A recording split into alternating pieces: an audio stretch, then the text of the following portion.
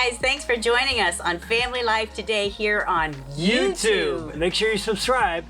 You don't want to miss any episodes, so hit the little bell and you'll get notifications and you won't miss anything. And if this encourages you, like it and share it with your friends. Yeah, share it with your friends. Yeah, welcome to Family Life today. There are those people that I think they show up for work in the T-shirt, or they've got the placard on the wall with some scripture, or they're, handing out cards inviting people to Easter service. But I think there's also some that there's such a compartmentalization of their faith that nothing of their faith comes to work. So people may not even know that they're a Christian, or somebody may be nice on the weekend and serving in a soup kitchen, or leading a Bible study or something during the week. But the second they park the car in the parking lot and head into work, there's a complete disconnect.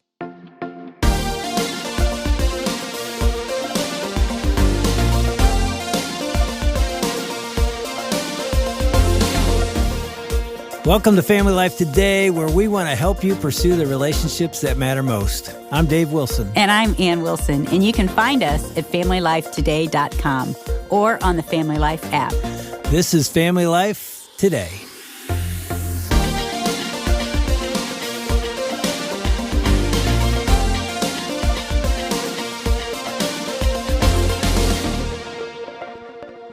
So I don't know if you remember this. The year we started our church, 1990, probably 6 months in, we're at a restaurant. You probably don't even know this happened. In the suburb where we started our first campus, a guy came over and said, "Aren't you the pastor of this new church, Kensington, just down the road?" I'm like, "Yeah." He goes, "Our owner wants to talk to you, the owner of the restaurant." And I'm like, "What in the world?" So I go over and he goes, "Hey, we have a young guy here. He's like just out of high school. He's like a busboy here, and he goes to your church." And then I'm thinking, oh no, what did this kid do, And I want to talk to you about him. And I have no idea who this guy is. And I go, "What'd he do? What's wrong?" He goes, "No, nothing's wrong. He is the best worker we've ever had. He shows up early. He shows grace, and he loves everyone here. He's excellent. He's meticulous. He works late. I mean, he's changed our restaurant. He has this, I don't know what you call it. There's something about him that's just, I love this kid." And I go, "Well, that's great. Why are you telling me that?" He goes, "Well, I want to know, are all your people like that?" And I'm like, probably not. Probably not.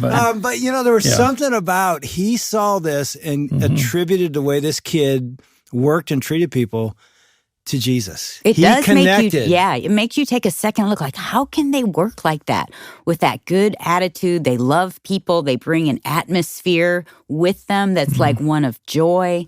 Yeah, that's compelling. Yeah, and we're going to talk about how do you work as a Christian. And we got two guys in the studio that wrote a book about it called Grace at Work. We got Tim Kimmel and Michael Tucker in the studio. We've already talked to them for one day, but welcome back, guys.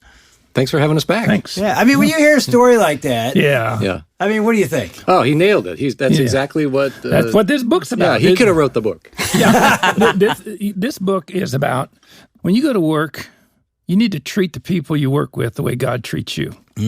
Wow. And God is dealing with us in grace. And that means that, you have all kinds of quirky people showing up for work. You have people with chips on their shoulders. You have people with agendas. You have overbearing people, high controllers. And what's interesting about work? It has something in common with family, and that you usually don't get to choose who you're stuck with. They just show up. Yeah. The kids, the relatives, and so forth. I can unfriend a friend. I can go to another church if things get sideways enough. But work, I'm stuck with them. And these are the very things that I think steal a lot of the joy of people. You gave some statistics in our last show about how many people are considering quitting their job. Yeah. And there's this huge resignation going on right now in our country. And a lot of it is because the culture of the marketplace is so toxic, uninviting and toxic, and it doesn't bring the best out of you. Well, we can change that. And we're not just talking to people that own the company. If you are a follower of Jesus, you have a chance to go to work and turn it into something far more than the paycheck. But I need to clarify something before we go, because some people are thinking, oh, this is one of those books about us going to work and witnessing and it's doing Bible studies and inviting people to church. This is the absolute opposite of that. We're not being paid to do that. We're being paid to go do a job and work. But what God has called us to do, he made it real clear, and he doubled down on it just before Jesus went to the cross, is to love people. This book isn't about modeling Jesus at work. It's about following Jesus at work. He said, anyone comes after me, take up your cross and follow me. And then what's the next verse? What did he do? He showed his love towards us by dying for us. When I think of the Son of God hanging there, nailed to a cross, drenched in his own body fluids, as his way of showing how much he's going to do to care for us who do not deserve anything from him, then the least we can do is show up to work and love that list of people that sometimes don't love you back or are hard to love, but that's what we're called to do. And the people that take this to heart, the person that's going to get the most out of it is that person. But also God's going to do some great things in the other people too. Like that bus boy. Yeah, I mean, obviously something was going on in him of understanding. It wasn't just, I invite the people I work with to church. Like you said, he is going to work in such a way that honors Christ. And I could tell from what the owner said, he's loving. He cares for the people there. And I'm sure there were people there that weren't lovable. And this kid was loving. I mean, I've never forgotten that story because it's so inspiring to me. You know, one of the beautiful things of yesterday was, you know, Michael, your story of finding Jesus, finding grace, and then the two of you have been doing life together for years now. Write this book, Grace at Work. And you just sort of explained it, but help our listener understand, okay, what's grace? And then we'll get to, okay, how do you apply that at work? So how would you define or get our arms around this big idea of grace? There's a lot to grace. And maybe its simplest form, you might say something like it's God gives us something we don't deserve, right? It's that unmerited favor.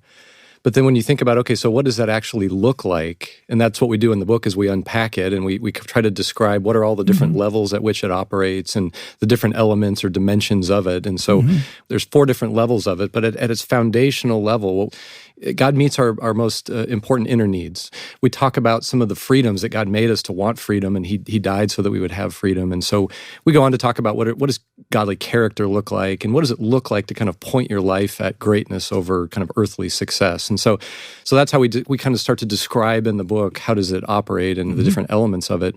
As Tim described just a minute ago, it's treating others the way God treats us. And so if we can, many times people, they don't really understand how God treats us.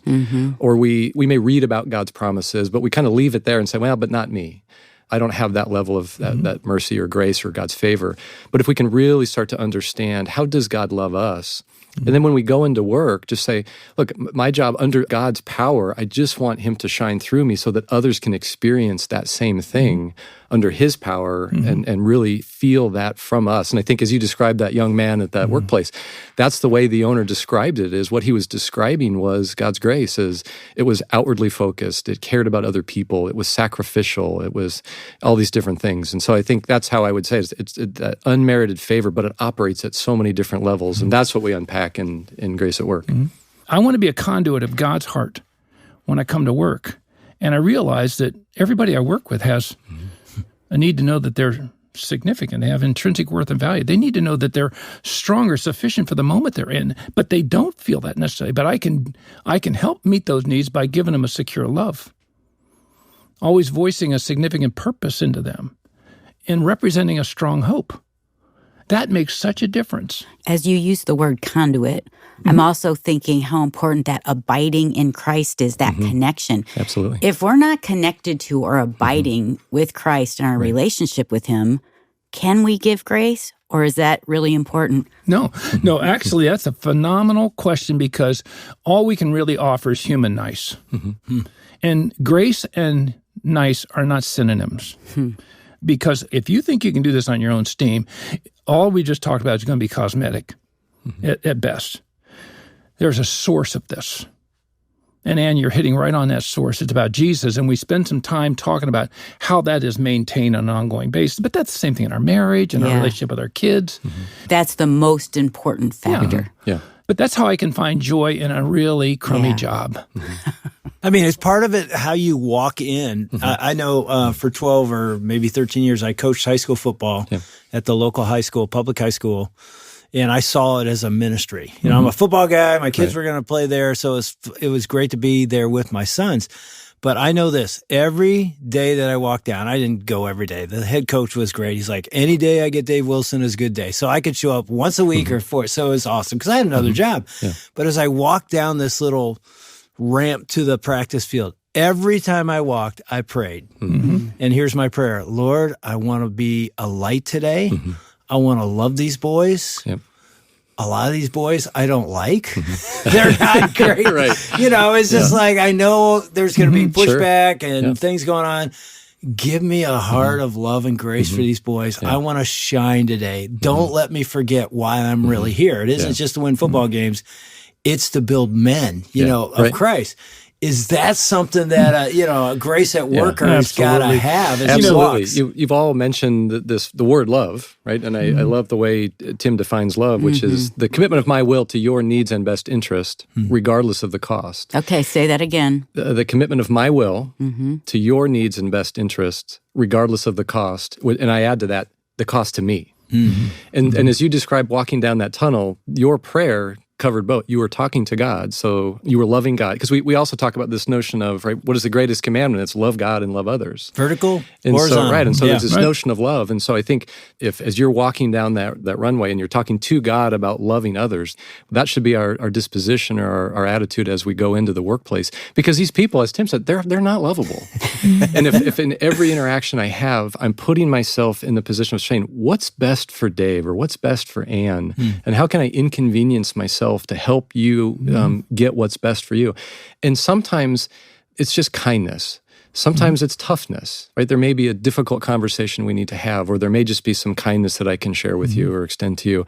But that's really what we're saying, is it's all about loving God and loving others. And so if we can do that, to Tim's point, it's very others-focused. It's not easy, particularly if we do try to do it on our own strength. But if we let God power that for us. Yeah, that was part of my prayer. I knew I can't do this. Right. Yeah. You know, I want to do it. I can't. And I need the Holy Spirit power. When I'm in a situation where I'm going to be representing, I always look at my shoes and I say, okay, I put those shoes over feet of clay again today. And I can't pull this one off on my own. Help me be very passionate about what you're asking me to do here, but also very compassionate.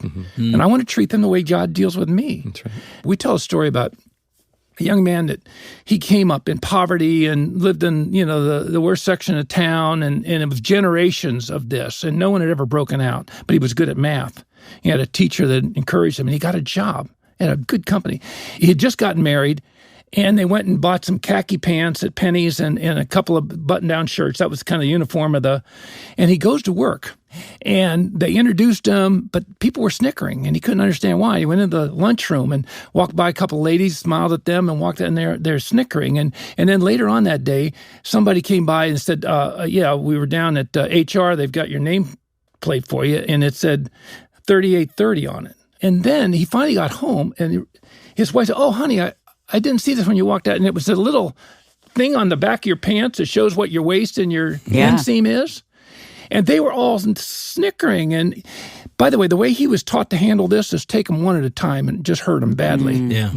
And he thought, I was coming to this big professional place, and they were just mocking me and humiliating. Then he came in, and he wanted to talk to his manager, right, about his upline supervisor, a lady, and he said, hey, I got to talk to you about yesterday and the name tag. And she said, oh, yeah, I heard about that, 3830. That was, man, you made quite an impression. And obviously, she was part of thought it was funny. People are so vulnerable, so fragile.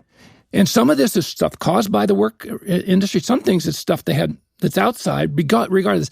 They come with hearts that are so tender and sensitive, and they're hurting. Well, grace gives people the freedom to be vulnerable. It makes a safe place, and doesn't take advantage of that. And there's so many people that we could be showing God's grace to around us at work that are hurting like that. I mean, what if you or I or one of us were there, walked up to them and then, hey, man, good to meet you. Glad you're on board. Hey, let me help you on something. Pull that thing off. Hey, you know, yeah, I've done that myself. And just bring them back into it. We have a chance to do that. And then there's, I think people don't feel they have any voice. Yeah. Grace gives people the freedom to be candid. It's hard in the workplace to make mistakes, to be imperfect. because you realize this could cost you greatly, and yet we're all going to. And I think a grace-based person gives people the freedom to make mistakes, the freedom to be imperfect. Well, I'm thinking, Tim, as you're telling that story, I hope I'm wrong, but my first thought is many Christians are known in the workplace or anywhere really, not for grace, but for judgment. Sure. Exactly. It's like our badge. Right. And some would say, that's what I'm supposed to be known for. That's what, but we should be known. Judgment doesn't compel people to Christ. Exactly. Yeah, I mean, like we shouldn't be part of that, and we should be the place, the cubicle, the office in the building where if somebody's really struggling, they want to come to our office because they don't even know why. It's just like, man, when I'm around you, I feel a sense of acceptance. That should be, rather than I'm going to run from that guy because he's the Christian guy. He's got the Christian T-shirt and he's always trying to invite me to church. Right. And all he does is make fun of me, or he joins in with the clique that is, rather than being the grace at work. We should represent a very safe place for anybody to work through all the dangerous junk in their life with. That's who we should always be. Yeah. It doesn't mean we have to have PhDs in counseling or anything. It's just loving people the way they are. Yeah, because Jesus got down on his knees and washed the feet of these people. And by the way, he washed Judas's feet. Judas is going to go out and sell them out. That's grace. And so we have a chance to be humble people representing his heart.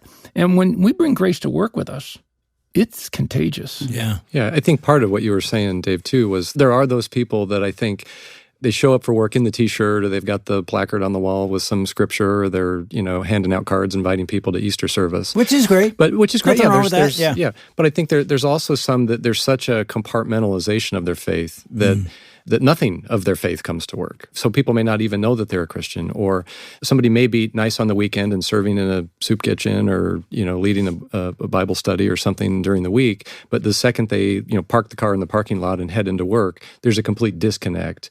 And so that's one of the things that Tim and I talk about is your whole life has to be just kind of saturated with this love of Christ and the following of Christ. And so when you walk in the front door of your workplace, you're bringing that with you in every interaction that you have with everyone.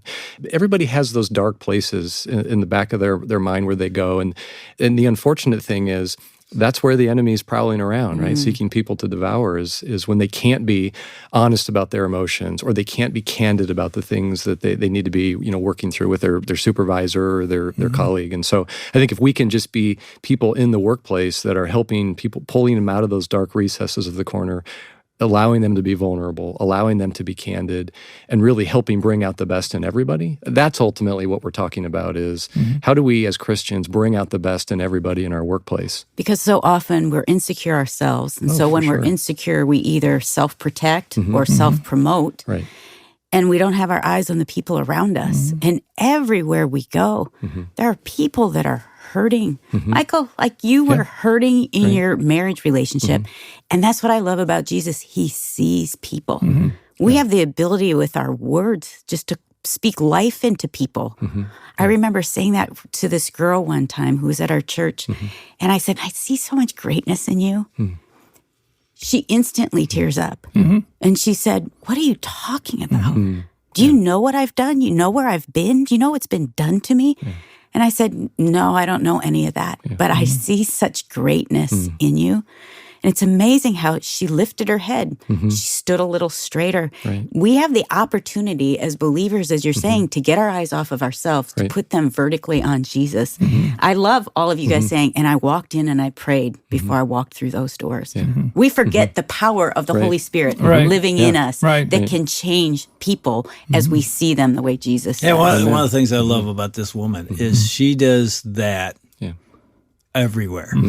And I didn't used to, Dave, because I was so insecure. I saw them as my competition, which we do at work especially. We do. Right. Yeah, and you just see whoever it is, they light up. And I'm like, that's grace. That's what Jesus would do. I don't want to throw in there's certainly no ulterior motives, personal, selfish ulterior motives by this, but there's some great benefit. The marketplace is hungry for people. Who are not all about themselves. They care about the company, care about the reputation, care about their fellow workers, care about the customer, care about the money, the assets of that thing. And when we come to work like that, that's job security like nobody's business. And there's a good chance that that'll get noticed. You've been faithful in this. I'd like to give you a little more responsibility. I'm not saying that we do any of this for our personal benefit, but I'm just saying that God blesses Yeah. faithfulness. In the culture that we live in now with social media and so much about me and myself and my selfie pictures and what's going on in my life, that just acting that way is even more noticeable now. Yes. Because it is so rare. Yeah. And it's unfortunate. I had somebody in my career once, it's a great expression, happiness is a low bar. And in some respects, as Christians, we should say the bar has been lowered so low that we have such an opportunity to be light upon a hill, but we don't bring that to work. We fall victim to culture, and we're worried about ourselves. And if we're focused on what do I get from the job, and what is this going to do for me and my career and my family and my paycheck or my bank account, we're just doing what everybody else is doing. Right. But if instead I say, hey, I walk through those doors and say, man, what can I do to light up everybody around me? What can I do to like every single person? We talk about this notion of a WINS model, which is simple. We say that everybody has weaknesses, interests, necessities, and strengths. And if I study everyone around me and I know what those are, and I approach them in such a way that I want to bring out the very best in them, as opposed to what you were saying, Nan, is when we're insecure and it's about us, we hold people down. Yeah. But if we know they have those weaknesses, interests, necessities, and strengths, and say, my job coming to work as a believer is know everything that I can about people so that I can help them elevate, we're just going to shine, right? And there's going to be an amazing ministry that we can have, that it's not about jamming Jesus down people's throats. It's about just being Jesus to the people around us. And I think that's what our workplaces so desperately need, is somebody to show up, even if it's just one person, like that young man in the restaurant. One person at any level has the ability to completely change that Yeah, culture. I always tried to, and I don't think I did it very well, but as a pastor, I always tried to tell our businessmen and businesswomen, teachers, you name it, that are out in the world working, you're just as much a minister as I am. Absolutely. You have a different place, but you have a call of God to be grace-filled and bring that grace to wherever you are. Sometimes I got jealous. I'm like, I go work with Christians every day, and I know you get exactly what you're talking about. you're beside non-Christians, and they're like, I hate that. This guy curses and looks at porn, and I'm like, yeah, he's looking for Jesus. You're listening to Dave and Ann Wilson with Tim Kimmel and Michael Tooker on Family Life Today. We're going to hear a final word of encouragement from Tim on how you can have a profound impact through the avenue of the gospel in your workplace, no matter what that environment might look like. That's in just a second. But first, you can pick up a copy of Tim and Michael's book called Grace at Work, Redeeming the Grind and Glory of Your Job. You head over to FamilyLifeToday.com and pick up a copy there. And if today's conversation about the gospel and the workplace has been encouraging for you and it gets you excited about how conversations just like these can get into more homes with more coworkers, more cars, more neighbors, more AirPods, all for families who need the gospel applied to their everyday lives, we'd love it if you'd partner financially with us. And as our thanks, we'd love to send you a copy of a book written by some previous guests we had on earlier this week, Bob and Linda Loddick. They wrote a book called Simple Money, Rich Life. It's our thanks to you when you partner financially today. You can give online at FamilyLifeToday.com or by calling 800-358-6329. That's 800-F as in family, L as in life, and then the word today. Okay, here's Tim Kimmel with a word of gospel encouragement as you think about your workplace today. What we've tried to do in this book is give people all the equipment they need to represent the heart of the Lord when they go to work. And we talk about, but what about the people that are just absolutely impossible to work with? How do we keep our own life in balance and maintain equilibrium there? The cool thing is God wrote a book about it. It's not called Grace at Work. It's called the Bible. And we're just building from that. But we have a chance right now, especially in this time when this huge time of everybody wanting to quit, give up, and be just everything is about me. And we have a chance in the middle of that to do something that I think could have such a profound impact on the gospel in individual people's lives. And Grace at Work is just one of the places grace really works. Yeah, thanks, guys. This is good. So good. It's going to really help people.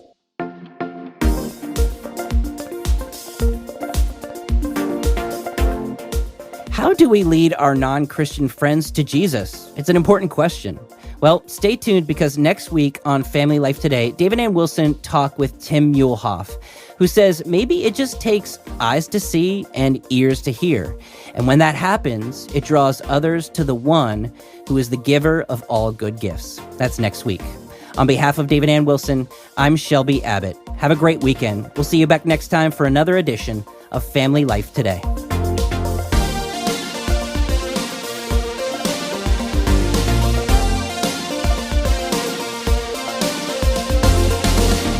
Family Life Today is a production of Family Life, a Cru ministry, helping you pursue the relationships that matter most.